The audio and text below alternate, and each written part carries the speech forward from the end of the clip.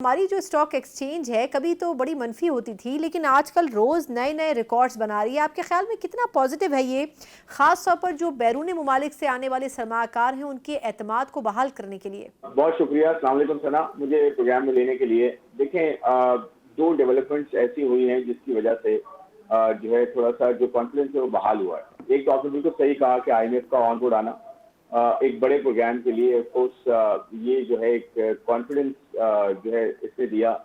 सारे stake holders को, चाहे वो ग्लोबल इन्वेस्टर्स हों, ग्लोबल कर्जे देने वाले हों, या पाकिस्तान में जो है फाइनेंशियल सेक्टर हो और गवर्नमेंट, क्योंकि दोनों एंड से जो है वो बोरो करती है, डोमेस्टिक सेक्टर से भी बोरो करती है और बाहर से भी बोरो करती है। और ओवरऑल जो है एक तो ये डेवलपमेंट, दूसरा जो है ना इसके साथ साथ रेटिंग्स में जो है वो चेंज आया। रेटिंग्स में यानी कि मुल्क की जो रेटिंग्स है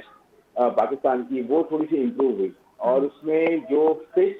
जो रेटिंग एजेंसी है बहुत बड़ी दुनिया की, और मूडीज,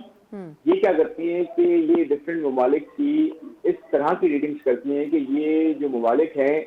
इनके कर्जे की अदायगी की जो कैपेसिटी है या इस्तिताअत है वो कितनी इम्प्रूव हो गई है, या कितनी ज्यादा बढ़ गई है, या कितनी ज्यादा वो दोबारा से स्टेबलाइज हो गए। तो उसके ऊपर मूडीज ने जो अपना आउटलुक है,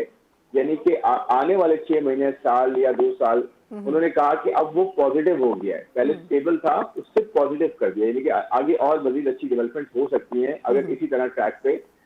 इकोनॉमी चले और स्टेबलाइज रहे और आगे रिफॉर्म्स भी हों। तो ये दो बड़ी डेवलपमेंट थी जिसकी वजह से कॉन्फिडेंस बहाल हुआ, और फिर रिजर्व्स, आपके जो फॉरेक्स रिजर्व्स हैं वो इंप्रूव हुए और रुपया स्टेबलाइज हुआ, कर्जे की शरह नीचे आई, ताकि जो कॉस्ट ऑफ कैपिटल है बिजनेसेस के लिए वो कम हो। और साथ साथ इन्फ्लेशन में जो है मैं ये कहूंगा कि 2 साल बहुत ज्यादा इन्फ्लेशन हुई, लेकिन अब उसका जो रेट है वो थम गया है।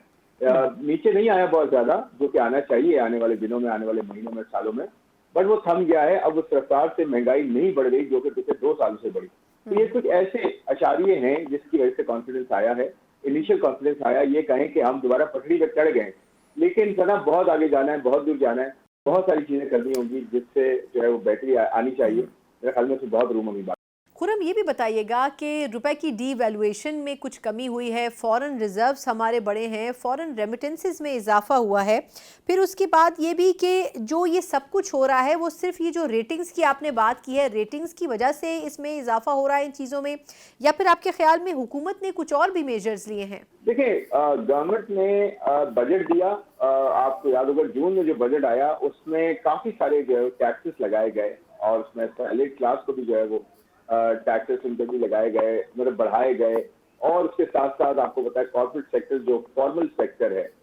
उस पर जो है ना अभी भी टैक्स का बर्डन बहुत ज्यादा है। फिर दूसरे एंड पे एनर्जी कॉस्ट हमारे यहाँ हाउस होल्ड हों या इंडस्ट्रीज हों, इनके लिए बहुत ज्यादा रही है, और उसके साथ साथ जो शरह सूद है वो बहुत ज्यादा रहा है। ये 3-4 ऐसी चीजें होती हैं सना जिसकी वजह से बिजनेसेस या तो वो फ्लरिश करते हैं या फिर जो है बर्डन में आ जाते हैं। तो ये जो चीजें थी इस पे थोड़ा काम किया गया है, और मुझसे फाइनेंस ने और फाइनेंस जो टीम है उसने शायद इस पे भी काम किया, जिसकी वजह से आपकी जो बोरोइंग रेट्स हैं वो नीचे आए मार्केट में, और जो फिस्कल मैनेजमेंट है, यानी कि जो आमदन है गवर्नमेंट की टैक्स के थ्रू, नॉन टैक्स के थ्रू, और जो खर्चे हैं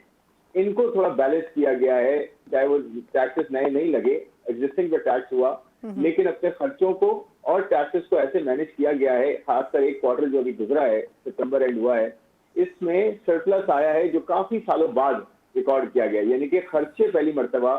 कम है, और जो रिसिप्ट्स हैं या टैक्सेस हैं या जो भी आपको आमदन आ रही है वो ज्यादा है, और 1.8 ट्रिलियन रुपए से ज्यादा है। और इसकी एक बड़ी वजह ये भी है कि जो कर्जे की अदायगी है गवर्नमेंट ऑफ पाकिस्तान की, उसमें कमी इसलिए भी हुई कि जो शरह सूद है वो नीचे आया, तो गवर्नमेंट खुद बहुत बड़ी बारोवर है, जिसकी वजह से इनको जो है वो फायदा हुआ। और एक और काम इन्होंने खुद अच्छा ये किया कि स्टेट बैंक का जो है वो ट्रिलियन ऑफ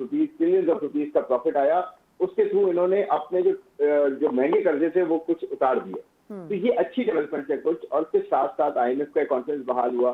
टीम अच्छी जो है वो फॉर्म हो रही है ऐसा ऐसा, और साथ में जो है प्राइवेटाइजेशन पे ऑल्दो पीआईए कामयाब नहीं हुई बट आगे तक गई है, बिड तक गई है, और उसमें एक लर्निंग कर्व है पूरा। तो ये सारी है, और खासकर जो आप देखें एनर्जी सेक्टर में जो मैंने देखा है, एनर्जी मिनिस्टर है, उन्होंने जिस तरह से प्लान दिया है, मुझे लगता है अगर उस पर अमल हो अगले 6 महीने, साल, और साथ साथ इंटरनेशनल ऑयल प्राइसेस नीचे आ रही हैं,